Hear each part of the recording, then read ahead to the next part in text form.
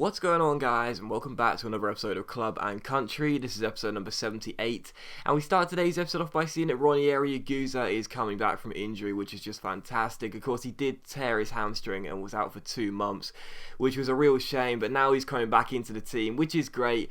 I don't really feel like we've missed Guza as much as we possibly could have done, because Oliver Torres has been pushed to play holding midfield, and Rubinho has been doing really well in the attacking midfield slot, but Guza is the original sort of star, if you know what I mean. Like, he was the first player that came in from the academy that actually looked pretty decent. Unfortunately, his development hasn't really gone the way we all hoped, as we've discussed before, but that's just FIFA, unfortunately. But even so, he's coming back from injury, that's great, and hopefully in the next couple of weeks or so he'll be ready to be playing in the first team. Still, we also had our final scout report as well. Youth scout, obviously based in Spain, trying to pick us up some good players. A couple looked okay there, but I don't know really, to be honest. I've tried the winger setting this year, as you guys have seen. And it hasn't really fielded me too many great players. I haven't really been too confident when I've been promoted and put in our academy.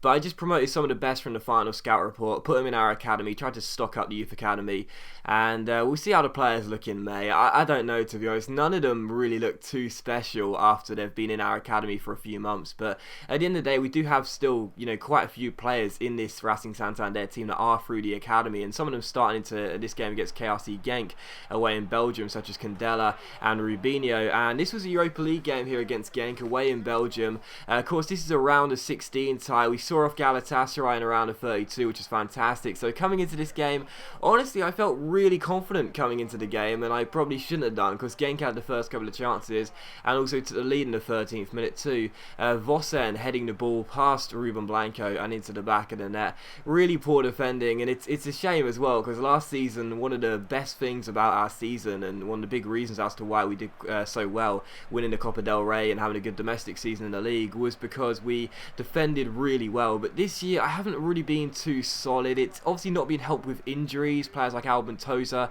who's still injured, missing a large chunk of the season.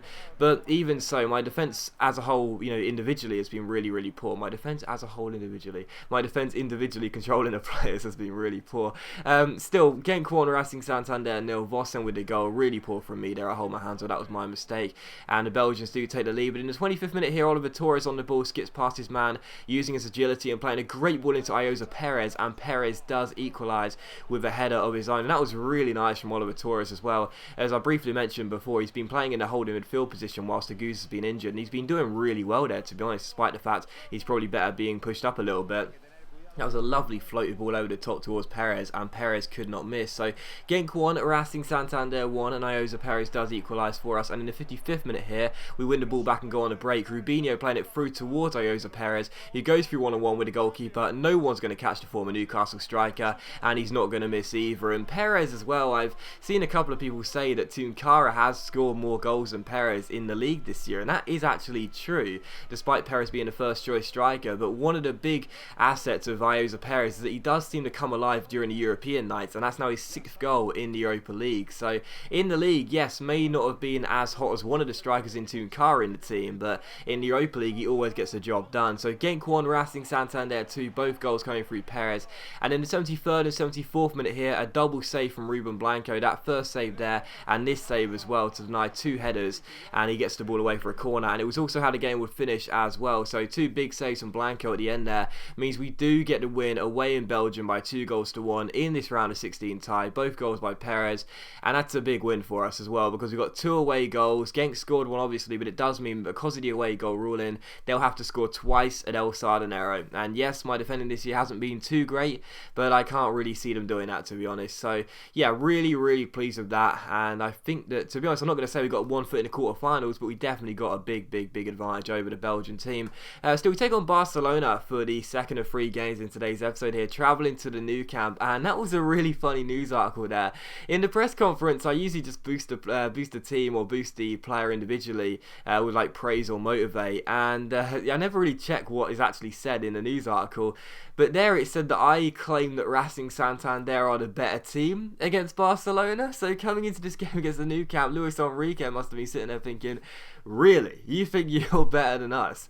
That's ridiculous. And of course, we did make 10 changes to the team team as well. Only Ruben Blanco would start this game because it was being played on the weekend, and the game against Genk, because we travelled home from Belgium on Thursday night, meant that most of the players were really tired. So coming into this game, we knew that if we wanted to stay and somehow stay in this title race, we had to win the game, not just draw it, because of the gap between us and Barcelona, who are top, and the fact we've only got 9 games to go in the season. If we wanted to stay in this shock title race, we had to win the game, and when resting 10 of the players, you couldn't really see it happening, and that's why from the get-go, really, it was all Barcelona.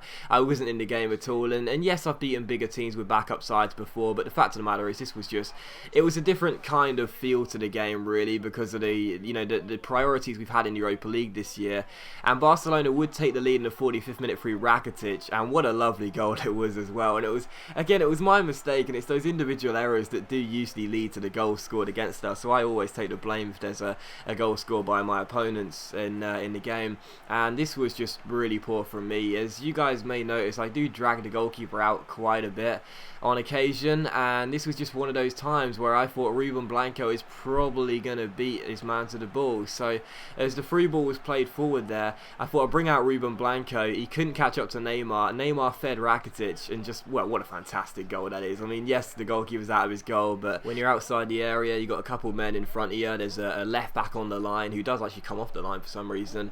It's still going to be pretty hard to dink it over them all and get it underneath the crossbar and find the back of the net and have enough speed on it to make sure Ruben Blanco can't come back and catch it. So I thought that was a really nice goal by the AI, to be honest. Yes, it's a mistake by me, but still a fantastic finish by Rakitic, and he does give Barcelona the lead. So Rakitic giving the home side the lead in this game, and again, just an individual error unfortunately costing us the opening goal of the game. So 1-0 to Barcelona, and a few minutes after the restart, were we going to come out of the blocks flying and try and put Barcelona under pressure, or were they going to continue to dominate? Well, they had a free kick here, and unfortunately for us, despite having like an 8-man wall, Messi did curl it over the top of it. Thankfully for us, though, it hit the bar, and Ruben Blanco caught the rebound. So still 1-0 in this game, and we would have a couple of chances later on. This chance here in the 80th minute saw Madran strike it from range, and Claudio Bravo, the Chilean goalkeeper, had to make a fantastic save to keep it at 1-0. But the fact of the matter is, it was all Barcelona in the game, and they thoroughly deserved the 3 points. And the last chance did fall to them. Pedro down his left-hand side, taking it around Hector Bellerin, eventually swinging it across towards Luis Suarez, and the former Liverpool striker heads it wide. Behind, it did take a deflection and go out for a corner, but nothing came of it, and that was when the final whistle was blown. So final score was Barcelona 1, Racing Santander 0, and unfortunately for us, we do leave the new camp with nothing, which is a real shame. But to be honest, we knew, even at the start of the season, when I said we had an early title clash with Barcelona, I knew we were never going to be in the title race this season. It just wasn't going to happen. We had a fantastic first half, but we were always going to drop off eventually when we had to start prioritising Europa League football due to our aims of going as far as possible in this competition. It's a shame, and it's a shame that we lost the game due to my individual error, but it's just how it is, and we just got to concentrate now on doing well in Europa League, and also, of course, trying to maintain a top 4 finish, which is our main aim this season. Still, we take on Genk for the third and final game of today's episode here, back in the Europa League, and again, the first team back out on the pitch here as the Belgians come and take us on El Sardinero. And with that 2-1 lead coming into this game, I was feeling very, very confident of our chances. And the first chance would fall in the 8th minute here as Diaz Miguel goes down the right hand side and plays it inside towards Yoshino Rubinho. Rubinho picks out Jesse Rodriguez here, and a great chance for us to take the lead early on, but his shot cannons off the post and is cleared away. So still 0-0. And that goal there would have been a massive boost to our chance of going through.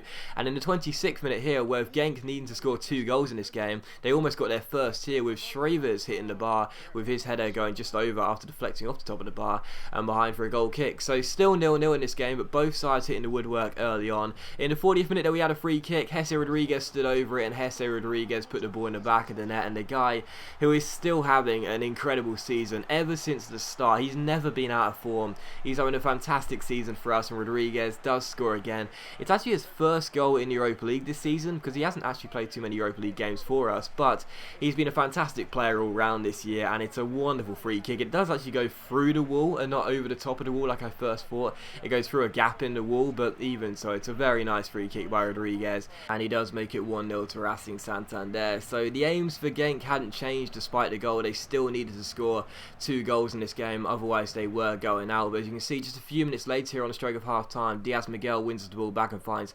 Rubinho. Rubinho finds Oliver Torres here. Torres with the Ronaldo chop gets a bit fortunate, but this plays a great through ball in towards Ayoza Perez, and Perez with a nice first touch and an even better second touch, because the second touch is a shot which goes into the back of the net, and Ayoza Perez makes it 2-0 to Racing Santander. That now meant that Genk would have to score 3 goals on the night, which quite frankly I just did not see that happening in the second half. And what a lovely goal by Perez. You see that first touch there to set himself up? That was fantastic. The finish wasn't the best. I think the goalkeeper should have saved it, but even so, lovely first touch there. And it's 2-0 to Racing Santander. So Perez puts the game and probably the tie beyond reasonable doubt, to be honest, at 2-0 to us. But there was going to be a bit of sad news in the 49th minute here. It's an injury to Concha Salas, who came in January, or signed from Valencia in the January transfer window.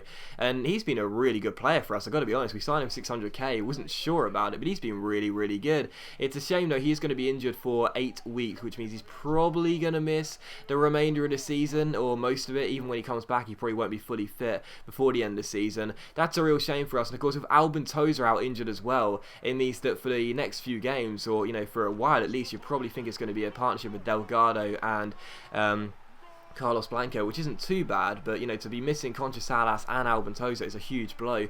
Still, Genk would grab themselves a consolation goal 12 minutes before the end, but that was all it was going to be.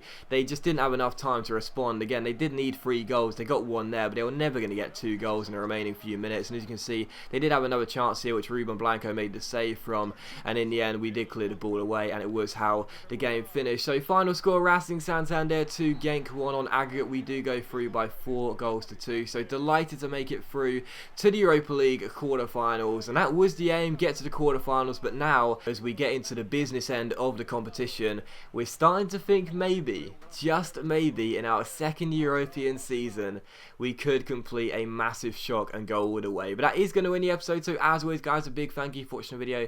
Really hope you have enjoyed it. If you have enjoyed the episode, then please do leave a like, and I will see you for the next episode of Club and Country very soon.